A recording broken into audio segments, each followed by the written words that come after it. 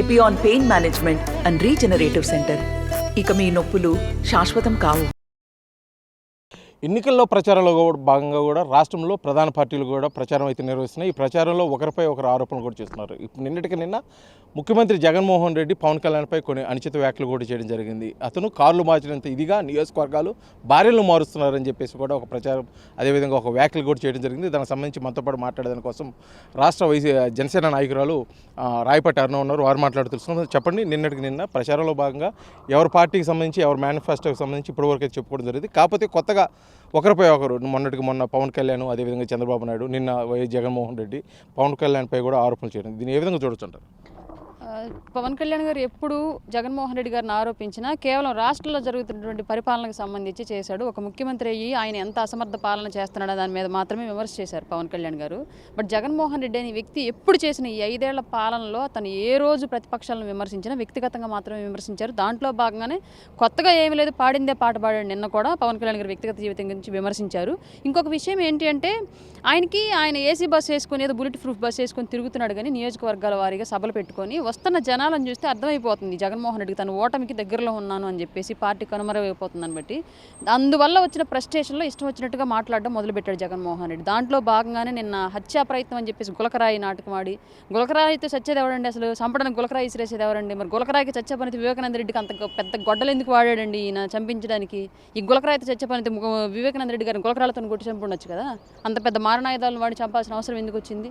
ఇవన్నీ పిచ్చి మాటలండి. జగన్మోహన్ రెడ్డి గారికి ఓటమి భయం క్లియర్గా పట్టుకుంది. స్థానికంగా అభ్యర్థులను అటుదిట్టు ఇటుదట్టు మారుస్తూ ఉన్నాడు. అయినా సరే ఇప్పటివరకు బీఫామ్స్ ఎవరికి క్లారిటీగా ఇస్తాడు అన్నది ఎవరికి, ఈవెన్ అభ్యర్థులు కూడా క్లారిటీ లేదు. అందుకే ఆయన పిచ్చి బట్టి జనాలు కూడా పిచ్చెక్కించేలాగా మాట్లాడుతున్నాడు.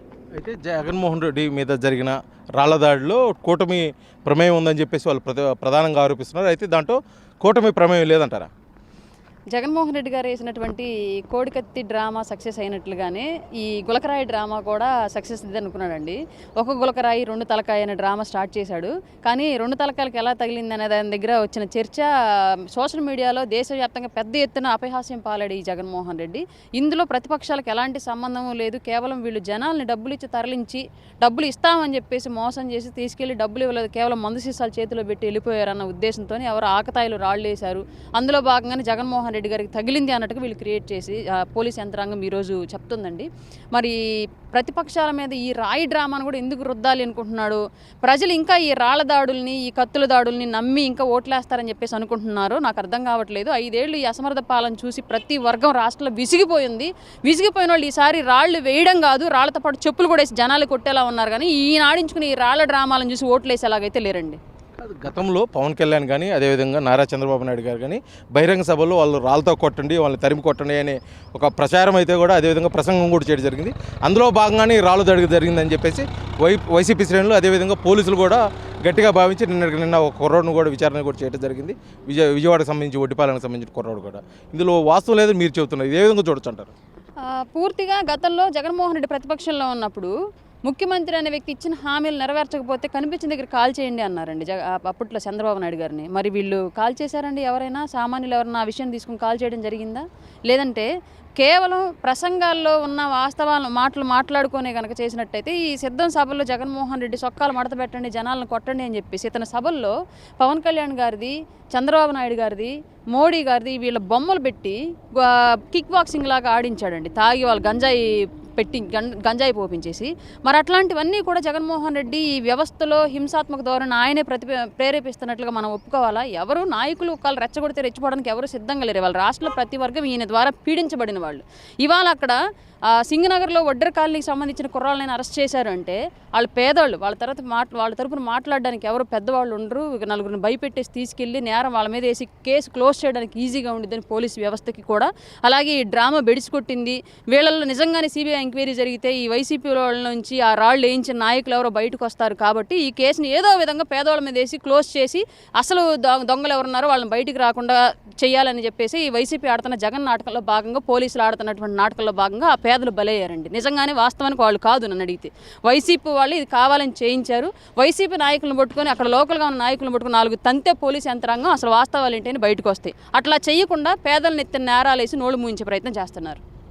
పార్టీ విషయానికి వస్తే జనసేనలో ముఖ్యంగా 2019లో ఒంటరి పోరాటం చేసిన జనసేన 2024 ఎన్నికలకు కూటమిలో చేరటం పట్ల కూడా జనసేనలో ఉన్నటువంటి ప్రధాన కొంతమంది అయితే ఎవరైతే ఆ సీట్ల మీద ఆశ పెట్టుకున్నారో ఆ నాయకులు కొంత కూడా మొండి చేసి చూపించడం వారందరూ పార్టీ వేయడం కూడా జరిగింది. ఇది పూర్తిగా జనసేనకి తీరం లోటు, చాలా డ్యామేజ్ జరుగుతుందని చెప్పేసి కూడా జనసేనలో ఉన్నవారు, అదేవిధంగా జనసేన నుంచి వెళ్ళిపోయిన వారు కూడా ఆరోపిస్తున్నారు. ఇది ఎంత మటుకి నిజమంటారు? సీట్లు ఆశించిన వాళ్ళకి రాకపోతే భంగపాటుకు గురవడం ఏ పార్టీలో జరిగే విషయం. అది రాష్ట్రంలో చిన్న పార్టీ నుంచి పెద్ద పార్టీ వరకు, ప్రాంతీయ పార్టీ నుంచి జాతీయ పార్టీ వరకు జరిగే అంశం. ఇది కొత్తగా జనసేనలోనే జరుగుతున్నది ఏమీ కాదు.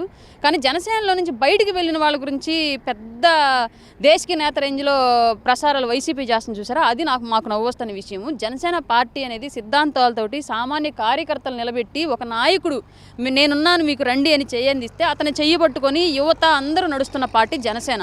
ఇందులో నాయకత్వం ప్లేస్లో ఉన్న వాళ్ళు ఎవరైనా సరే కార్యకర్తలుగా ఉన్న మేము ఖర్చు పెట్టి, మేము ఎంకరేజ్ చేసి, మేము జెండా పట్టుకొని, మేము బ్యానర్లు కట్టి నిలబెడితే వాళ్ళ నాయకులు అయ్యారు. బిఫోర్ జనసేన వీళ్ళెవరో కూడా ఈ సమాజానికి తెలియదు. ఈవెన్ నేనైనా ఇవాళ పవన్ కళ్యాణ్ గారు గుర్తించి ఈ పదవిలో ఉంచి నాకు ఈ బాధ్యతలు అప్పగించబట్టి స్టేట్ మొత్తం తెలవగలిగాను. లేదంటే బిఫోర్ జనసేన రాయపాటారన్నా ఎవరండి? ఆఫ్టర్ జనసేన రాయపాటారు ఇప్పుడు మనకు ఒక స్థాయి వచ్చిన తర్వాత ఎవడైనా మనకు గాలం వేయడానికి ప్రయత్నం చేస్తాడు.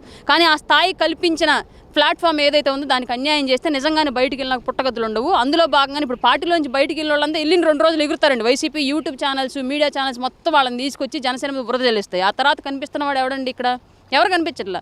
అందులో భాగంగా రీసెంట్గా పార్టీలోంచి బయటికి వెళ్ళిన వాళ్ళు కూడా ఒక్క ఎలక్షనే పరమావధిగా సీటు కోసము, లేదంటే ఏదైనా నామినేటెడ్ పోస్టుల కోసము, లేదంటే పక్క పార్టీలు ఇచ్చే ప్యాకేజీలని దండుకోవడం కోసము కోవర్ట్లుగా వ్యవహరించి పార్టీలోనే ఉంటూ పక్క పార్టీల దగ్గర డబ్బులు తీసుకొని పార్టీని చంపేస్తూ ఉండడం కోసం కనుక జనసేనలో ఉండే పని అయితే ఏదో ఒక రోజు ఇట్లాంటి వాళ్ళంతా బయటికి వెళ్ళాల్సిందే. ఇప్పుడు వెళ్ళిపోయినందుకు సంతోషంగా ఫీల్ అవుతున్నాం మేము కూడా. ముఖ్యంగా అంటే జనసేన ప్రారంభం దగ్గర నుంచి ఉన్నటువంటి మహేష్ లాంటి వాళ్ళు, అదేవిధంగా ఆ స్వాములు మొన్న పార్టీలో చేరి జనసేన కోసం నేను పోరాడుతున్న స్వాములు లాంటి వాళ్ళు కూడా వారు అసంతృప్తం అయితే బహిరంగంగా కూడా వ్యక్తపరిచారు. వారు కొంతగా చీలికి తీసుకొచ్చే పరిస్థితి కూడా తీసుకొచ్చారు. కొంతమంది అయితే పార్టీ వీడిపోవడం కూడా జరిగింది. ఇది డ్యామేజ్ కాదని మీరు ఏ విధంగా చెప్పగలరు? జనసేనలో చీలికలు అనే కాన్సెప్ట్ లేదండి. మీరు అన్నట్టుగా పేర్లు ప్రస్తావించారు. ఆమంచి స్వాములు గారు ఏం పార్టీని వదిలి బయటికి వెళ్ళట్లేదు. ఆయన ఇప్పటికీ పార్టీలోనే ఉన్నాడు. నాకు తెలిసినంత వరకు ఆయన గురించి నాకున్న నాలెడ్జ్ ప్రకారం పార్టీని అయితే వదిలి వెళ్ళడు. అధ్యక్షుల వారికి పిలిపించి మాట్లాడితే ఆయనకి ఏదో ఒక అష్యూరెన్స్ ఇస్తే, ఏదో ఒక బాధ్యత అప్పచెప్తే అఫీషియల్గా దాని మీద పని చేసుకోవాలి. ఫర్దర్గా ఆయన ప్రాతినిధ్యం వహించాలి అనుకుంటున్నటువంటి గిద్దలూరు నియోజకవర్గానికి సంబంధించి తర్వాత అయినా సరే ఆయనకు బాధ్యతలు కావాలనే ఉద్దేశంతో ఆయన మాట్లాడుతున్నారని నా దృష్టికి వచ్చిన విషయం. అది క్లియర్గా నేను ఆయనతో మాట్లాడినప్పుడు కూడా నాకు చెప్పిన విషయం అది. పార్టీని అయితే వదిలి వెళ్ళరు. ఇక మహేష్ గారి విషయం అంటారు, ఇందాక మీకు చెప్పాను, మేము జెండాలు కట్టి, మేము బ్యానర్లు కట్టి, మా జేబుల్లో డబ్బులు పెట్టుకొని మా బండ్లు వేసుకొని మేము వెనకాల తిరిగితే వీళ్ళంతా నాయకులు అయ్యారు. ఇప్పుడు చూడండి ఏమైద్దో. ఇవాళ ఎలక్షన్ కాబట్టి జగన్మోహన్ రెడ్డి చిన్న స్థాయి వార్డు మెంబర్ నుంచి సర్పంచ్ దగ్గర నుంచి అందరినీ కలిసి దగ్గరికి వస్తున్నాడు. ఆ తర్వాత ఆఫ్టర్ ఎలక్షన్ ఏం జరిగిద్ది అనేది వాళ్ళ పార్టీలో ఉన్న ఎంపీలని, ఎమ్మెల్యేలని, ఎమ్మెల్సీలను అడగండి. 150 మంది గెలిచారని బలంగా చెప్పుకుంటున్నాడు. బట్ ఈ రోజు వరకు 150 మంది ఎంతమంది జగన్మోహన్ రెడ్డి దగ్గరికి వెళ్ళి మాట్లాడుంటారో మీరు అడగండి, తెలుస్తుంది మాకు మీడియా మిత్రులుగా. అదే పరిస్థితి రేపొద్దున పోతిన మహేష్ కూడా పట్టిద్ది. కాకపోతే పార్టీలో మీకు అసంతృప్తి ఉండి బయటికి వెళ్ళిన వాళ్ళు సిద్ధాంతపరంగా మాట్లాడండి, పొలిటికల్గా విమర్శించండి. వ్యక్తిగత జీవితాల జోలికి వస్తే మీ వ్యక్తిగత జీవితాలు ఏంటి అనేది మేము బయట పెడతాం అనడానికి చాలా ఎగ్జాంపుల్స్ ఉన్నాయి. ఎందుకంటే మాతో పాటు తిరిగి మమ్మల్ని అందరినీ కిందకి అనగదొక్కుతూ మీరు పైకి ఎదిగారు కాబట్టి మీ అందరి బతుకులు మాకు తెలుసు. ఎవడెవడు పార్టీని అడ్డం పెట్టుకుని ఎంత తిన్నాడో, ఎవరి దగ్గర నుంచి, ఎన్ఆర్ఐల దగ్గర నుంచి, యూత్ దగ్గర నుంచి, వ్యాపారస్తుల దగ్గర నుంచి పార్టీ కోసం అని చెప్పేసి ఎంతెంత దండుకున్నారో. పార్టీకి ఫండ్స్ ఇస్తే లోకల్గా ఉన్నటువంటి నాయకులు, అక్కడ ఉన్నటువంటి నాయకులు కలిసి ఆ పార్టీకి వెళ్లకుండా మీ అకౌంట్లోకి ఏ విధంగా చెక్కులు మార్చుకొని తిన్నారో మా అందరికీ తెలుసు. ఇవన్నీ మాతో బయట పెట్టించే పరిస్థితులు అయితే మీరు తెచ్చుకోవద్దు. ఇది మొత్తానికైతే కూడా అధికార పార్టీ అంటే వైసీపీ కేవలం ఓటమి భయంతో ఇటువంటి ఆరోపణలు చేస్తూ వ్యక్తిగతంగా అయితే దూషిస్తుంది. అదేవిధంగా కూడా పార్టీని వీడిపోయిన జనసేన పార్టీని వీడిపోయిన వారి గురించి పెద్దగా ప్రమాదం ఏమీ లేదు. మేమైతే ఖచ్చితంగా ఎవరైతే నాయకులుగా ఉన్నారో వాళ్ళనే గెలిపించుకునే పరిస్థితి అయితే జనసేన, అదేవిధంగా టీడీపీ, బీజేపీ కూటమికి ఉంది. ప్రస్తుతం ఇప్పుడు వైసీపీ చేస్తున్నటువంటి ఆరోపణలు కేవలం అర్ధరహినవి. వాళ్ళు మొదటి నుంచి కూడా వ్యక్తిగత ఆరోపణల మీదే దృష్టి సారించే తప్పితే అభివృద్ధిపై కూడా ఎటువంటి దృష్టి సారించలేదు. కాబట్టి ఆ మాటలు మేము పట్టించుకునే పరిస్థితి లేదు. మరోసారి ఇటువంటి పునరావృతి మటుకి మా యాక్షన్ వేరే విధంగా కూడా ఉంటుందని చెప్పేసి రాయపట్టారని అయితే తెలియజేస్తున్న పరిస్థితి. వీడియో జర్నలిస్ట్ లక్ష్మణ్తో శ్రీనివాస్, ఆర్టీవీ, ఒంగోలు, ప్రకాశం జిల్లా. మరిన్ని వీడియోస్ కోసం ఛానల్ ని సబ్స్క్రైబ్ చేయండి. లేటెస్ట్ అప్డేట్స్ కోసం వాట్సాప్ ఛానల్ ని ఫాలో చేయండి. అండ్ లింక్ డిస్క్రిప్షన్ లో ఉంది.